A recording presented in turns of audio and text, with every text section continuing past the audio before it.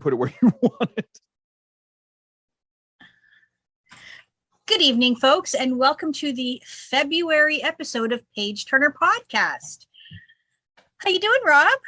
I'm doing great, Kari. How was your Valentine's? It was what was my Valentine's? I don't think we did it. Oh, you know what we did for Valentine's Day? We went to the aquarium. This is my idea of Valentine's Day. We went to the pet store and I bought some stuff for my aquarium. Oh wow, you guys live on the edge. Yeah, and that was, you know, what can I say? Was it? How close to closing time were you at the pet store? Like, were you like, no, you've got to hold the door? No, how did you know that? Are you spying on me again? Again, like still, right? You never stop. No, I did go late and it was almost closing time, but I got some really sweet little plants and some nice little fish for my aquarium. My big angelfish passed away. I'm sorry. Yeah, that's okay. They don't live forever. And she had a good long life terrorizing all the little fish. You know, they might have even ganged up on her and killed her. I don't know. It could have been a hit. She's a bit of a bully. So now that she's gone, I'm just going to get like little community fish and we're not going to have the big fish, small tank. You want no drama in the Kari tank. No more drama in Kari's water world. Sounds but good. How was your Valentine's Day? You know, I honestly cannot remember if I know we don't, my wife and I don't do anything for Valentine's. Like if we're going to do something, we don't do it when everybody else does it because we don't want to be part of a big crowd and slammed in to people and forced to buy stuff. So, but my boys had a really nice Valentine's. You know, they all get those mass produced cards and then they fill them out to my friend. Yeah. You get 30 of those passed around and they got a bunch of candy. So it's kind of like a mini Halloween for them.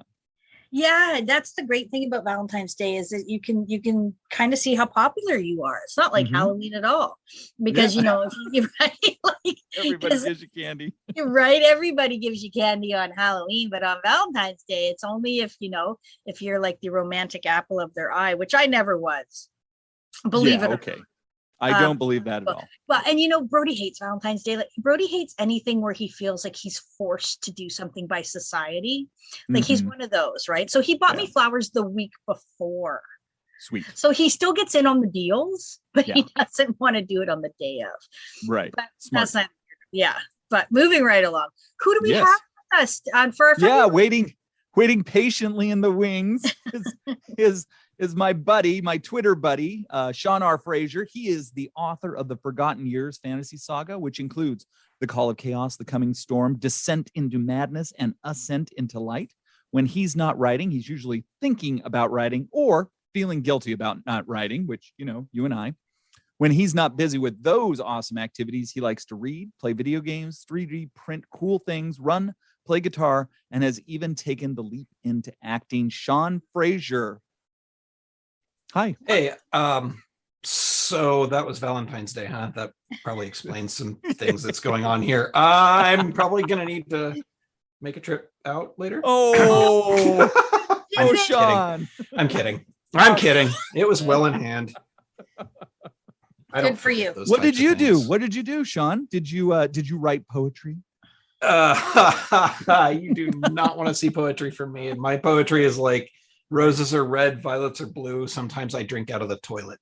That's as poetic as I am.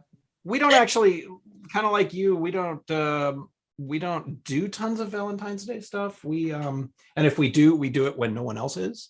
We kind of learned our lesson when we we were, you know, young and starry-eyed. That was we rode our dinosaur to go eat. Right, to the Rock Burger joint. Yes. And had to wait in line for 3 hours. So I think we ended up at Steak and Shake. Ooh. And then went the next day. But yeah, so we don't really do a lot for Valentine's Day, but there are certain expectations that I, you know, hey, just get me a box of strawberries and we're good. Kari, you know what my wife told me? She told me the day after, she's like, you could get me discount chocolates now. Yeah. Yeah, that's the best part about Valentine's Day. We only have one more half price chocolate day until Right. Halloween. So Right. Well, they also have Easter chocolate out now. yeah, Oh, that's good point. that's the last But, half like, price. So until where Halloween. does that Easter chocolate come from? I want to know, because is it last year's chocolate, or is it pre-chocolate, or is it just going to sit there till Easter? Like, so many questions. Well, so They're really diving into the chocolate here. Or did So they the just chocolate take, that's- concern.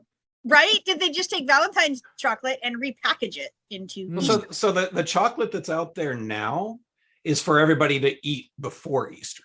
Oh, okay. I Yeah, just- so I, go I out and have get it and eat noticed, it. Sean, that you know your chocolate. Like you are really dialed in I on just- the holiday treats. I've noticed that. Yes. Well, I just picture some factory somewhere in like India with all these bunnies on treadmills just after chocolate egg, so Canada and America can have their Easter chocolate in February. I really honestly think it's a factory with like one conveyor belt that splits into like three, and one way goes like Christmas, one's Valentine's Day, and one's Just Easter. Random. Yeah, and they just get different colored packaging. Probably. And different colored, but who's making it? I want to know. Like, because Santa's elves make the Christmas chocolate. Easter Bunny, we all know the Easter Bunny makes the Easter chocolate. The Easter Who makes egg. the Valentine's chocolate? Cupid, Oh, of course. as if he's not busy enough. Right. Rob- but Rob- you know, he has like- little angel minions, right? Yeah. Minions. That doesn't sound scary at all.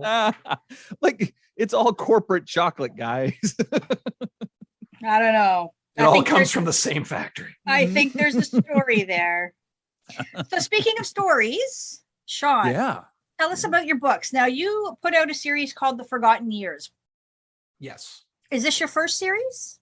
This is those so far. Those are the only 4 books I have published. Okay. It is my first series. The Call of Chaos was a book that I started writing back like probably right after I graduated college, which again wow. is a long, long time ago. Okay. It was so terrible. It was The book or college. Yes. I I mean, everybody's No. don't be too down on yourself. Everybody starts somewhere. Oh no, I mean literally it was terrible. It was so I was really heavily into Robert Jordan at the time. Yeah. And Robert Jordan is very thorough. Yeah. So I was very thorough. So did your characters often cross their arms and tug They hair? huffed. and- They huffed a They lot. huffed- No, they I huffed could a not. I could not infringe upon the trademark hair tugging. hair tugging. I mean, that would have just been no. Could not do that. But I did really pattern a lot of it after a Robert Jordan type story, and it Mhm. was ridiculously long, Mhm. very meandering, and just not good. Not good. But did you enjoy? But you enjoyed writing it, I'll bet, because you didn't Oh, know yeah. any better at the time. Yeah, that's back when writing was fun. I've Oh, enjoyed I writing remember those everything days. I've written. Yeah. Okay. Every single thing I've written, I have enjoyed writing. Okay. I don't necessarily enjoy the final product, but those are 2 different things. Yeah. Right. Getting it down on Um, the page, you really groove on that. You're like, yeah. Oh yeah. I mean, everything has to be rewritten or I mean, edited and Mhm. you know, the Call of Chaos was actually shelved for many, many years and then rewritten and then shelved again Mhm. until I didn't rewrite it. I basically just set fire to the original and rewrote it. I mean, what it is now is it looks nothing like it did then. So it evolved as your abilities evolved. Yes. Yeah. It changed. It basically, I would say I finally found my style, Mhm. and that's what it is. Like it wasn't patterned after anything. It wasn't based on anything. It didn't take into any kind of into account any other kind of writing style. It's me. That's when I found my voice finally. Mm-hmm. I think that a lot of people do that. I know a lot of writers pattern themselves after other people. H.P. Lovecraft was like that with Edgar Allan Poe.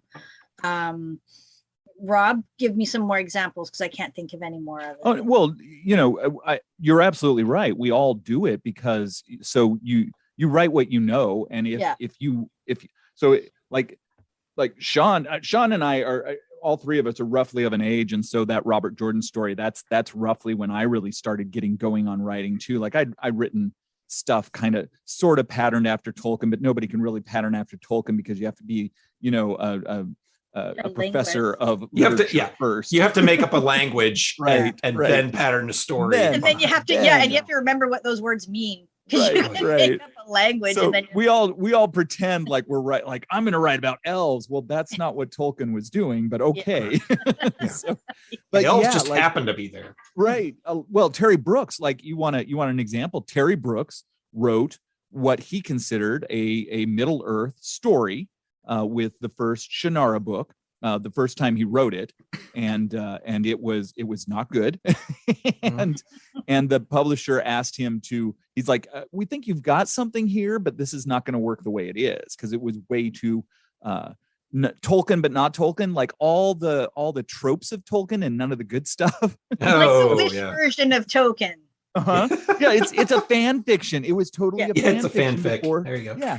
And so Terry Brooks, he's like, okay, fine. So he walks away and then comes back to it and ends up with, after several, a lot of help and but you're absolutely right. We write what we know. And we pattern stuff. Everything I wrote from like between 17 and 25 was just Anne Rice, yet not Anne Rice.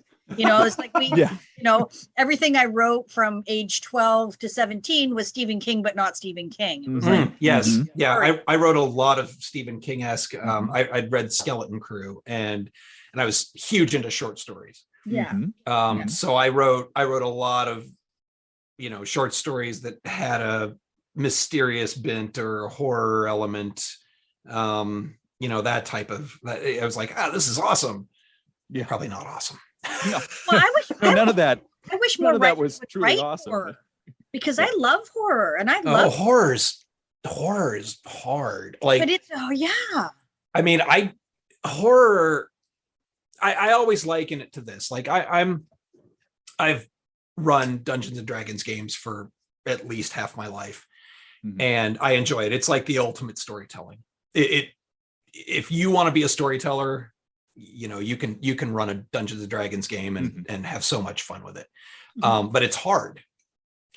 Because it is storytelling. You have to be compelling. You have to be believable. You have to be able to punt on the fly when the characters do something that you did not expect. You have to make stuff up. Call of Cthulhu is the equivalent of writing horror. I don't think I could ever run a Call of Cthulhu game. And nobody can survive a Call of Cthulhu. Yeah, it's just true. Yeah, nobody really can. I'm lost because I only know Call of Cthulhu as a story. That's just the RPG based off of H.P. Lovecraft's Cthulhu mythos. It's dark, it's mysterious, it's pretty maudlin. And to do that, like the only really good Call of Cthulhu, I've actually been through two that I can really point out as really, really good. One was a friend of mine who was actually running it at Gen Con and had like all kinds of props and audio cues and things. It was really great. And it was a Trail of Cthulhu, which is a little bit watered down. But anyways, the other one, which I consider the best, was a team of two people who tag team ran it. And they were so into it. It was ridiculous. But going back to the main point, which I think we were talking about chocolate, right? We started there. Going back to the main point, horror, like, it evokes such a raw emotion. Fear it's primitive. It's your primal. It's hard. Yeah. I think I could probably write a decent horror novel after like 10 years of hammering something. It's just that to me seems like if you can write horror, you are amazing. Yeah. No, I've never gotten it. Like I dabbled on accident once. I was offered a position in an anthology with Kevin Anderson, and initially I turned it down because I'm not a horror writer. And then the editor came back and he's like, "But could you?" And I'm like, "Can it be really, really steampunk with a little horror?" Right. Like you put something that's horrific in there, but I mean, I can Yeah, I had a really good friend. She's passed away. She passed away a year ago now, and but was like a mentor and everything to me. And I asked her, I said, I don't even know what horror is, and she's just like, oh, horror is this, blah blah blah. I'm like, see, you say that like I could just process and just hammer that out. Not a problem. Yeah. I feel like I could write. I feel like I could write a book of short stories about dating, and it would be horror. That would be horror. I mean, right. That is horror reality right there. That's horror. It's not allowed in most civilized countries, Kari. It's like, the grinder parable or something. Right, I did. So I think it was about, it was before the pandemic. So it would have been about 3 years ago in the summer. My wife and I went to Rochester, Minnesota for Mayo Clinic. And while she was off doing her thing, I was in an Airbnb alone and decided to write I don't know if you want to call it horror short story, but it was more spooky. So I wrote a short story that was actually pretty spooky, and I'm sitting here in an Airbnb alone, me, with dim lights going, okay, this is spooky. Now, I don't know if it is. I put it on Wattpad for a while and lots, got some readership, and nobody was like, oh, this is dumb. But nobody was like, oh my God, I'm so afraid. I can't, like, well, this is so that's the closest I've come. Well, at least nobody said it was dumb. How did William Peter Blatty write The Exorcist in a cabin by himself over 4 days? Without launching himself off a cliff. Like, it's coming for me. Like, I would have been terrified. Yeah, I mean, and The Exorcist, like the movie itself, all of it combined doesn't really do much for me, but there are certain scenes that do. That will creep me out. And but as a whole, I mean, obviously The Exorcist is not a new movie, so it was groundbreaking when it came out. But I mean, the book, if you read even the book, I think the book still packs a punch when I read it. I've not read the book, but I would be willing to bet that the book might be creepier. The book is creepier. And I mean, the movie is the movie. Some people laugh at it. Some people enjoy it. Some people are terrified by it. But the book, for me, it was super creepy. The book's solid. Yeah, it creates an ambiance in the reader as you're reading it, and then it just doesn't quit. And so the whole time you're just high anxiety. You're just there. Yeah. And I think there are certain concepts of writing that lend themselves to the book being way creepier than a movie.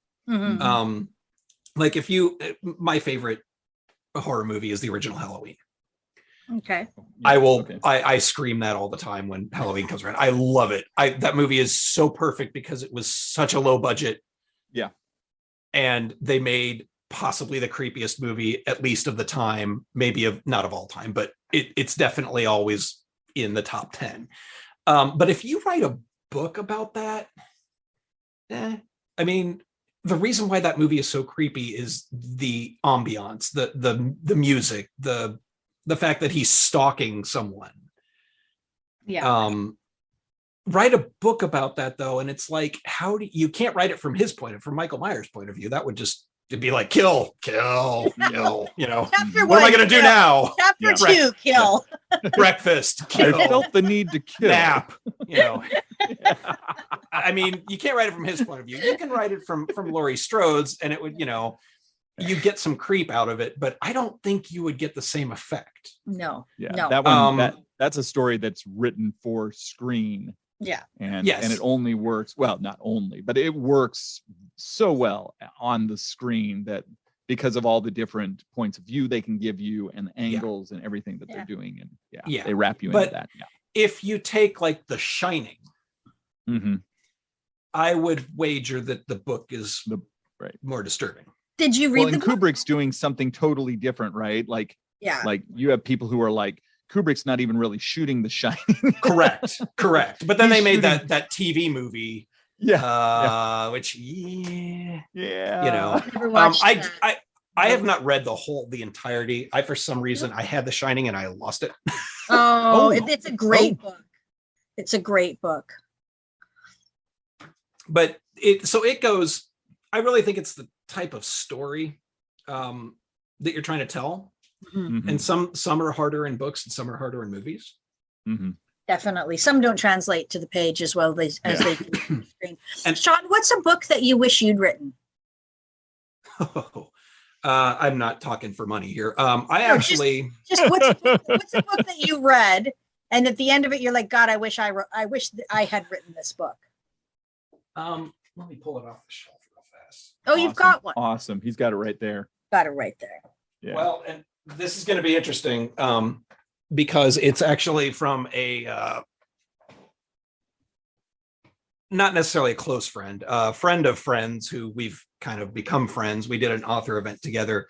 It's called The Improbable Theory of Anna and Zach. Oh, what a great title. Yeah. It is. It reminds me of one of those 80s like Adventures in Babysitting movies. And it is so fun.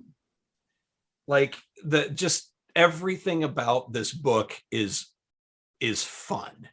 Yeah.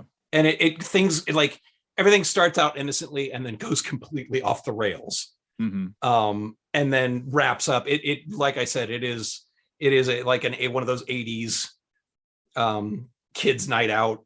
Yeah, Corey Feldman, Corey Haim type of, type of fun, fun fest. We'll call it a fun fest. It's fun. Improbable adventure. Yeah, I mean it's very creative, and I mean I read it. I actually took that with me when we went to Rochester, and I just plowed through that book. It was just so enjoyable. Yeah. If I'm going to go with like a big author, Brandon Sanderson's Mistborn trilogy. I mean, so I read the Mistborn trilogy and I stopped writing for a while. Oh no. I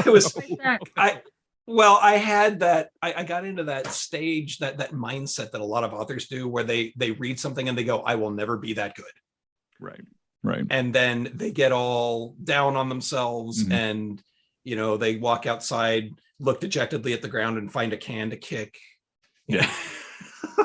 No, right. You wander around down train tracks, you know, blues are playing. It's not quite raining, but it's like not a dog comes up to you and you're like, oh, I'll pet you. And then the dog pees on you and runs away. Right. It's just like, no, it's not going. Cars splash water on you. Yeah. Yes, you get it. It's the worst. No, it did actually, like, I literally was like, everything I have written is crap. There is no way I will ever compare. And I mean, again, I think a lot of writers, and I see a lot of them on Twitter, are just like, oh my God, how am I ever going to be this good? And it took me a really long time to realize I don't have to be that good. Right. You have a story to tell.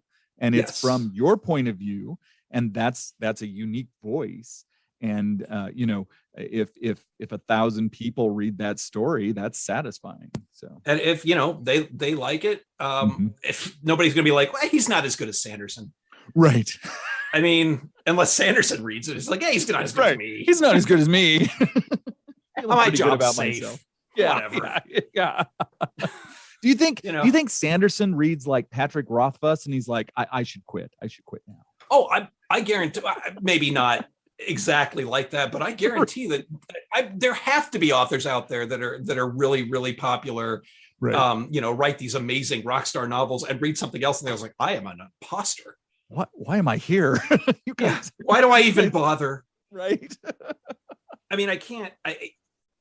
I don't know if there's an author that's not Stephen King or J.K. Rowling that isn't that's 100% confident in their writing. Right. Oh, I think that even they have their moments. I mean, I've read a lot of J.K. Rowling's interviews, and in one of them, they, when I sat down to write Harry Potter, I knew I would never write anything as good as Jane Austen. Stephen King said the same thing about he was just obsessed with H.P. Lovecraft, and he chased the vibe he got from reading those books in the weird tale magazines his entire career. I mean, he even has several like H.P. Lovecraft things in some of his short stories.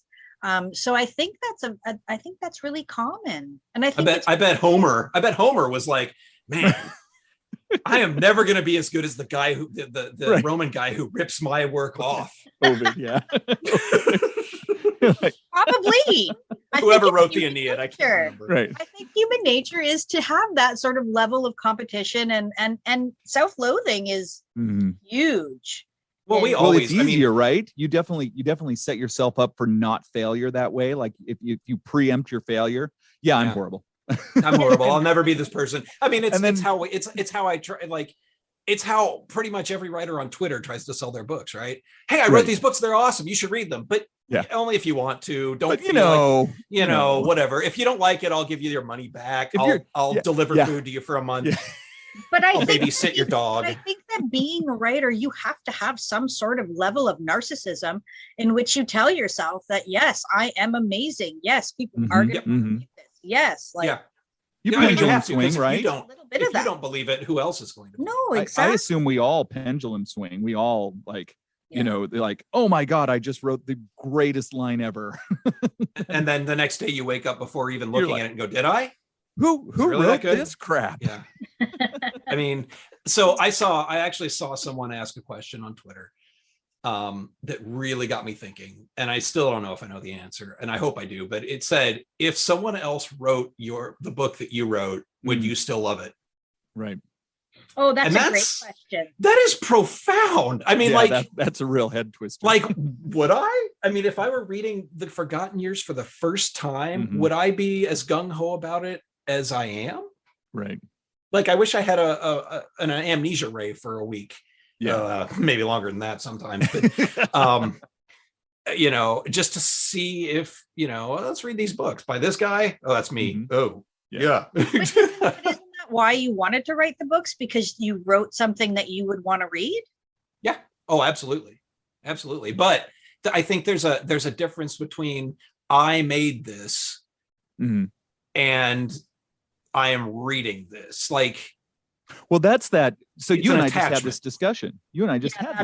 Like China Miéville, right? You and I are both reading. Well, you stopped. I stopped. I DNF'd Perdido Street Station. Perdido haters Street. Can hate. Yeah. So, but we were like, didn't work for you, did it? Like, no. And that maybe that's not it. That it's not working. And so, maybe that's you. Maybe you're really Miéville, and you have that ray on you, and you're like, oh, who wrote this? I mean, I do hear that his other New Crobzon stories are good, and the thing that I preface it with is, if I had been reading Perdido Street Station during the time when I was reading Robert Jordan, I probably wouldn't have minded. It probably would have been fine. Yeah. And I said that to a friend, and he's like, I do not see that comparison at all. And I said, well, it's because all this world building happens and then it doesn't, and all this action happens, right? And Robert Jordan has way more world building than any action in a lot of his books. It's just, it's the richest, most complex world on the planet. Wait, does that make even sense? The most complex world on the planet. Well, it's a pocket universe, right? It's one that you get into, and you're like, oh, this is Randland. This is this whole other world. Yeah. If that were, it's like Skyrim. If you've ever played Skyrim, that is the most expansive, giant game I've ever played. It's huge. Yeah, it's huge. And every character, every NPC has a story. Like, literally every NPC has a story. What's an NPC? Main character? Non-player character. They're the folk who stand there, and then you walk up and talk to them. They're like, oh, hey, go find this letter that I lost to my love, and I'll give you a gold piece. Yes, exactly. Well, free guy, but they don't get to escape. But he doesn't get to put on glasses, right? It's free guy before he gets to be free guy, right? Okay. Yes. Which, by the way, that movie is amazing. I love so fun at the end. That movie is so funny. That movie had the feels that I did not expect, but that movie is amazing. Listener, however many listeners we have, if you have not seen Free Guy, watch Free Guy. Yeah, a lot of fun. So it works really well in a video game, and for the first 5 books of Robert Jordan, I was smitten. It's like I have never read something as expansive and rich as this. And then most readers of Robert Jordan also do agree, once you get through books like 6 to 10, 6 to 9 or whatever, they really, they drag. The Badlands, yes, the Badlands of Robert Jordan. it's like the Dead Zone, because that's all it is. It's just all world stuff, and you get to realize that he's been repeating the same thing since book 1. Yeah. Yeah. Well, yeah. Braid tugging it really felt like he because he has this gorgeous map, and it's like, I guess I've got to travel to this city now. I guess I made on the this map. city, so let's go. And everybody there is weird compared to the 2 rivers. Right. So I think Perdido Street Station, like, it for me anyways, it obviously is only one book. It's not 500 books that Robert Jordan wrote, and it's not Song of Ice and Fire. It's just one book, but in that book there's just a lot of like, Lynn said this and Isaac did this, haha, pause, so this dirty thing came across here, and his story is da da da da da da. And it's like, yeah, that's world building, but that put me on pause for what was happening. Yeah. And I've written like that before too, and I'm like, oh no. Yeah. Like anything that takes you out of the story is an error. Right. However, again, different strokes for different folks. Perdido Street Station happens to be one of my friend's favorite books on the planet, and I'm just like, good, cool. I just couldn't do it. I think it depends on when you read some of these things, like, so I'm reading Perdido Street right now. A buddy of mine recommended it, and I'm like, okay, great. And it's fine. I don't love it. I don't hate it. I'm probably going to finish it, but this is definitely not going to be my favorite book of all time. Yeah.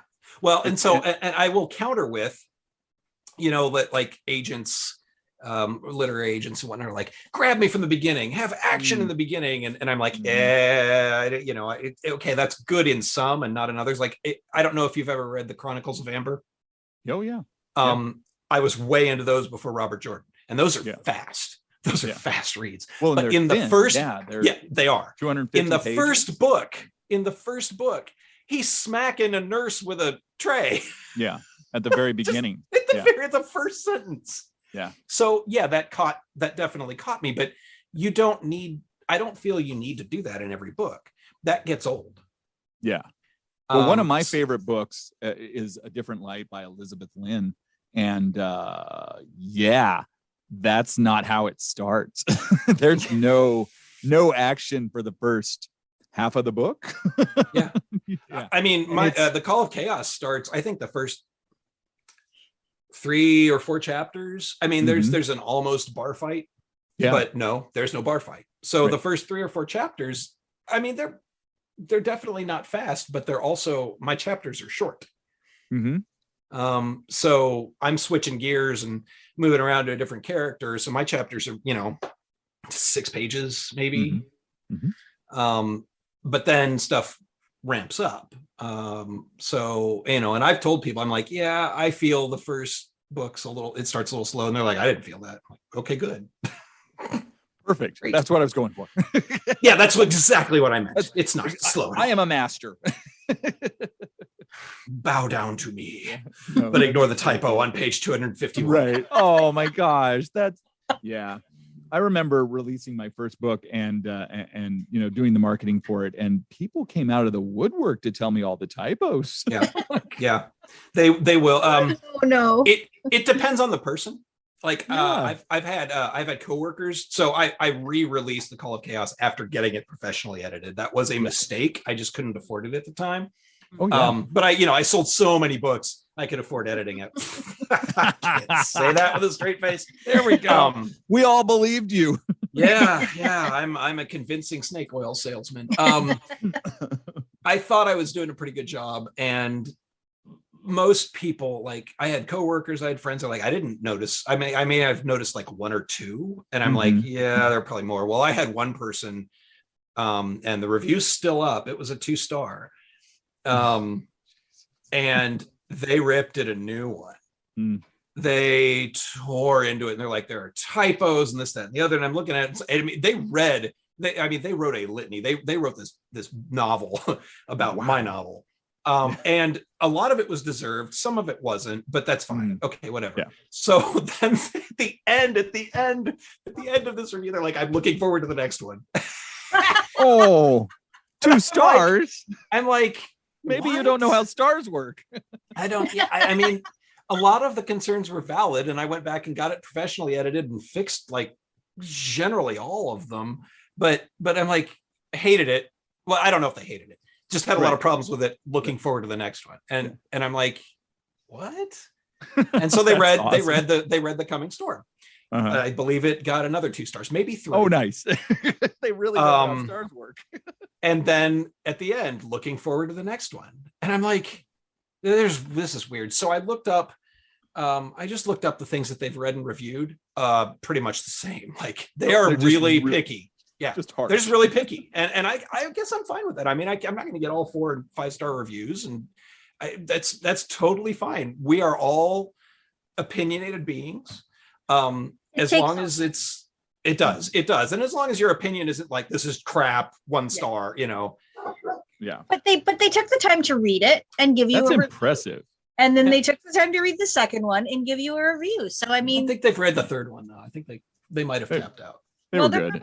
Probably 2 is good. To someone else. Right? Well, I mean, they've ripped other books. I read them. I read the reviews. I'm like, oh man. I mean, this person just.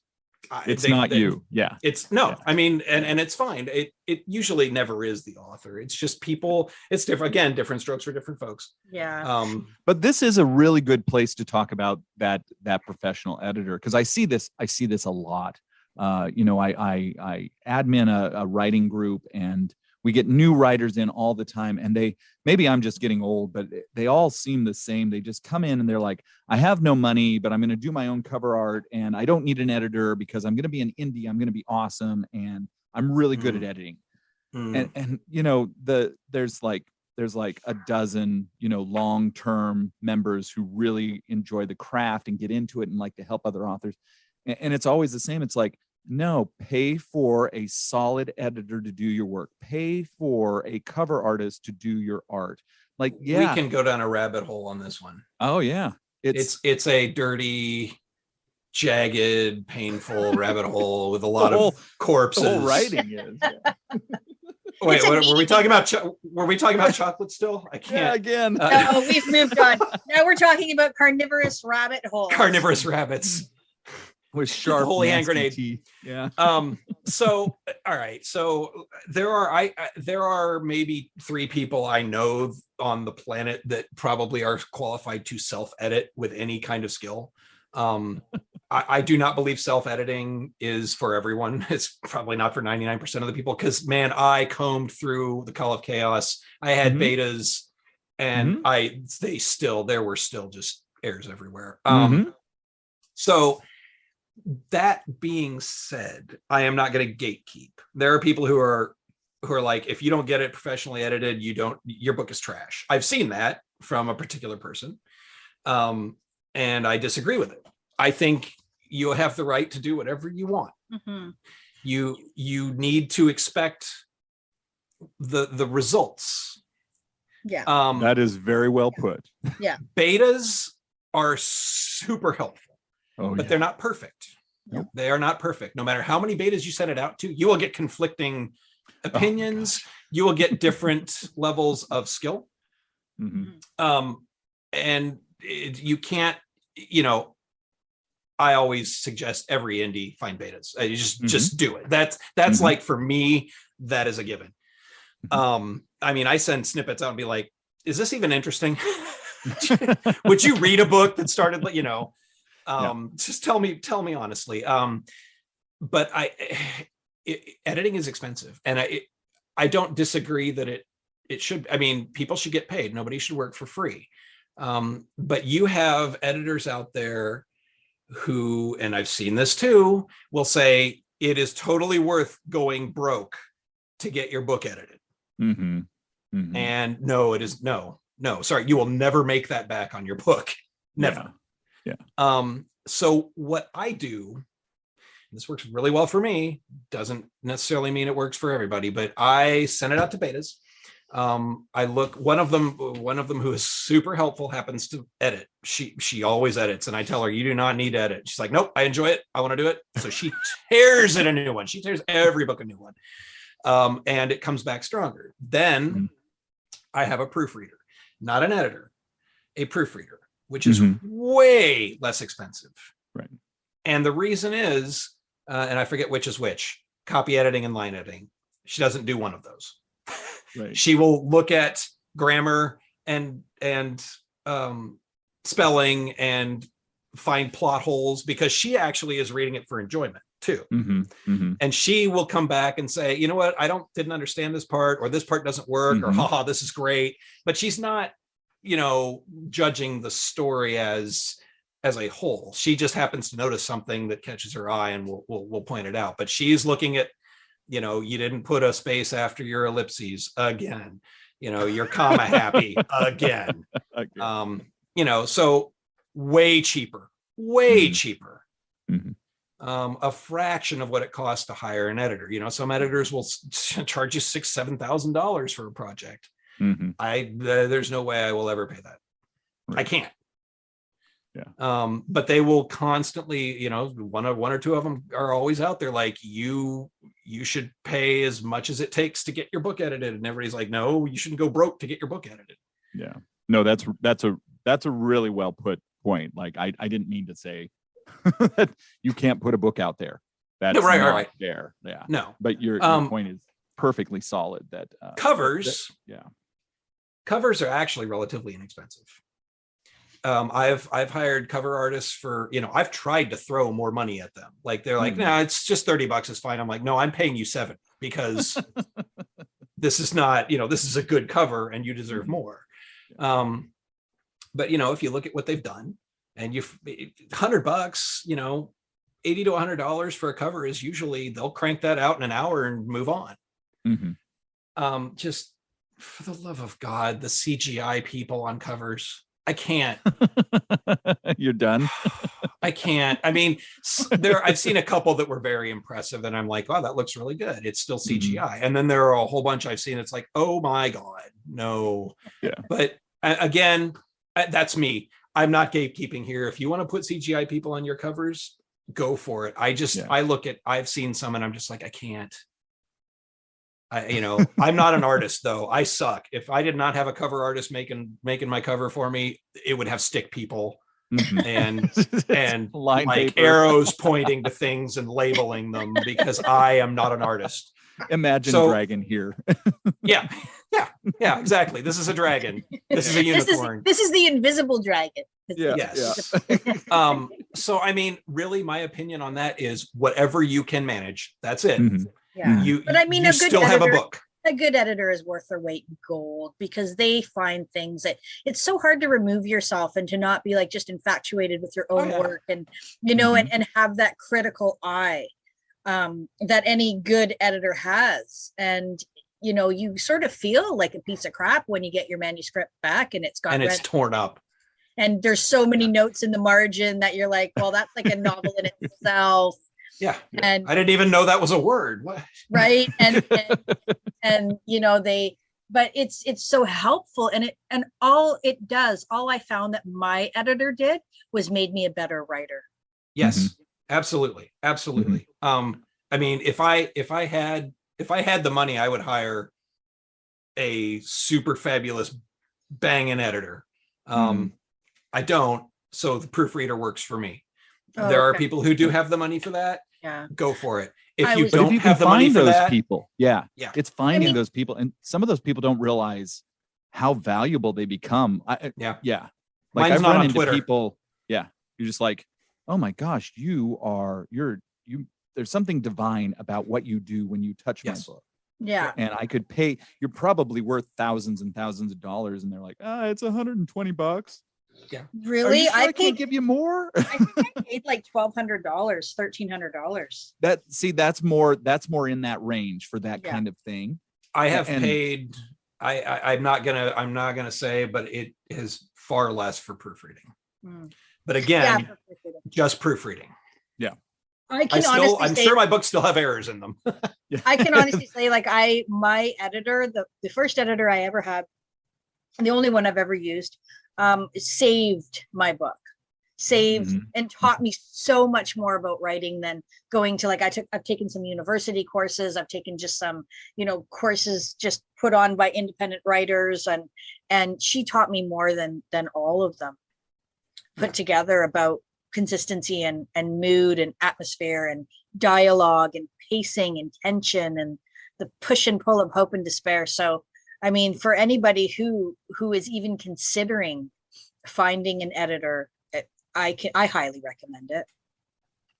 If you have the means, I definitely recommend it. Yeah. But you work within your budget, work with what you've got. Yeah. And if you cannot hire an editor and you don't have enough money for a cover, but you still want to publish your book, ask the community for help. You might be able to trade something. Betas and critique partners, or, hey, I'll make a cover for you if you critique my book, or, people are willing to do that.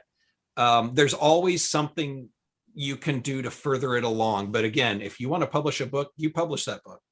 Oh, definitely. And like you said, there's always people willing to help, especially like trade for trade. And there's always people, especially in the writing groups, I find that people are more than willing to, because it gives them a break from their own writing, and critiquing other people's work only helps you critique your own work. So it is something that, people, I find the writing groups are really helpful. They are, absolutely. Yep. The resources out there, even on website, even just going to a website and kind of learning a bit or whatever, the resources out there are amazing. You just got to find that. You got to reach out and you got to find them. And Twitter has been invaluable for me. There's some good groups on Facebook. There are some older groups. Critters.org is a fan. You've got to put in the work on Critters, but Critters is harsh but fair. And you can find, and Tumblr. Get yourself on Tumblr, because there are tons and tons of people giving writing advice on Tumblr. I did not know that. Oh yeah, clearly not on Tumblr. There's some writing groups on Tumblr that are so helpful and so inventive and so creative, and it's a bit of a generation gap, I think, for us and to the people on Tumblr, but the people on Tumblr kind of have their finger on the pulse right now, right? So it's good to, to follow some of them and to see what they're reading and to see what they're writing, and,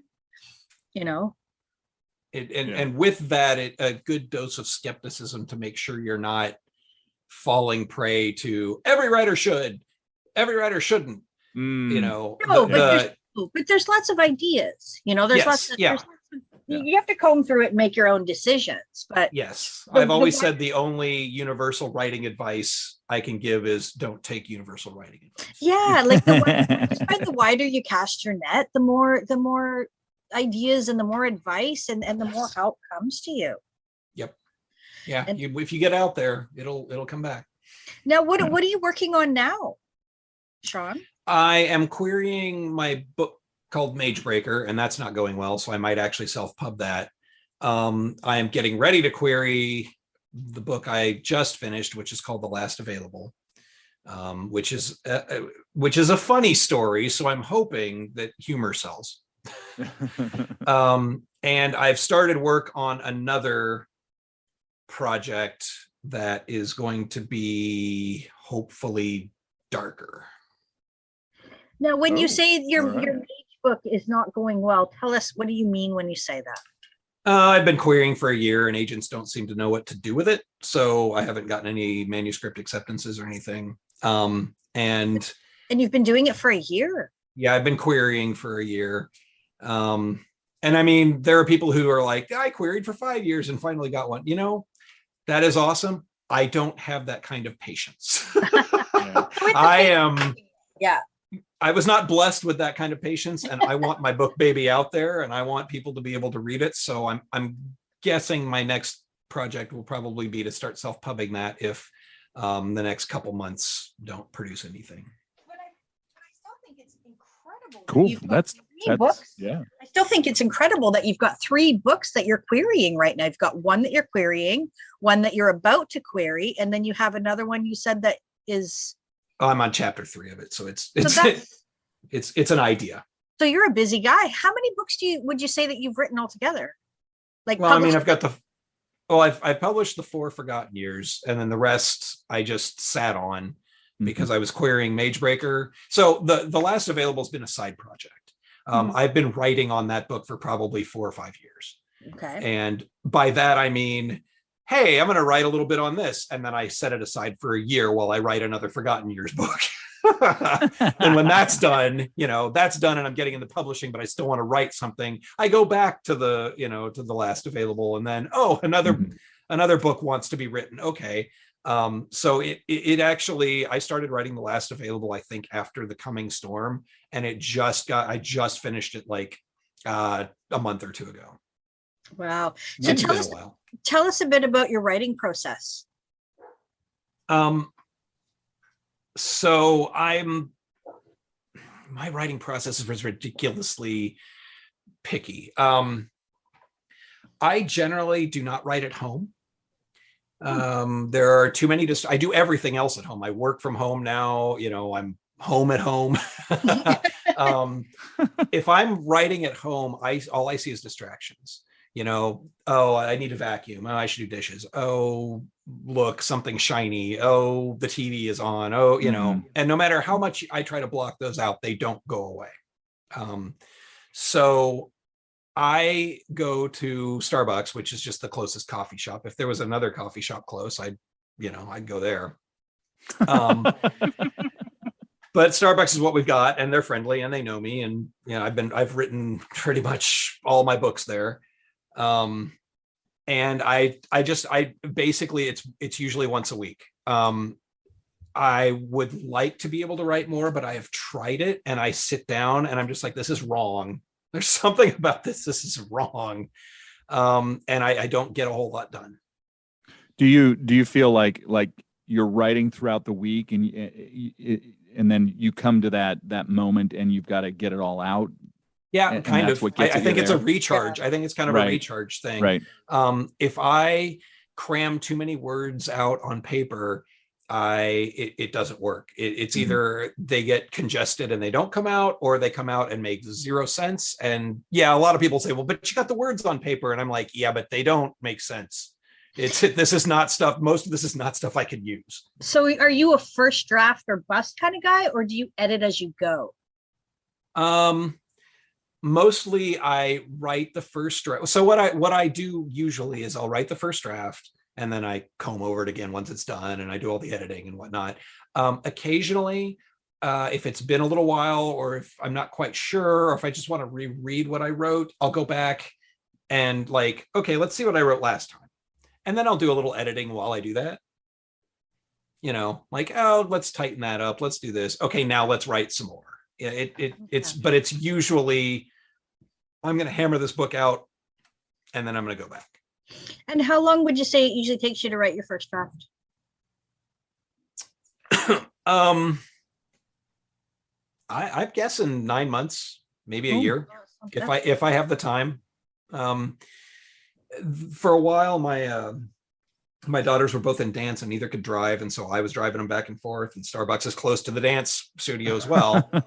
And so I would actually hammer a few, I'd have 30 minutes and I'd get a coffee and hammer out a couple hundred words, not much. Yeah.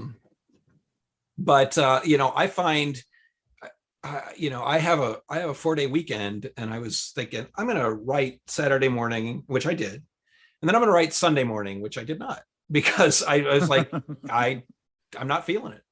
Yeah. And I probably won't write tomorrow morning, and I probably won't write Tuesday morning. It's for some reason, it's kind of like me time. Like, I'm just going to escape for a few hours and go hang out and pretend I'm an author. Mm-hmm. Sometimes it works. Yeah. I've tried writing at work over lunch when I was in the office, and my mindset just, for some reason, it's really picky. No, that's I think authors need to find their groove, and it's different for every author. And you just have to you have to find your groove and not force it. If you force it, you're just getting garbage on the page. And which is why I don't like you must write every day. I mean, and that, you know what, if that works for you, again, if that works for you, right, that's amazing. That is amazing. But I don't like people saying you must. Right. Because if I do, it's going to frustrate me and I'm probably going to not write for a month. Yeah. But that's good. That's encouraging to hear too, because I think a lot of writers get down on themselves because of that mantra that seems to be going around, that you must write every day. You have to put your butt in the chair and write every day, even if be productive all the time. Right? Be productive all the time. Always be chasing that dream.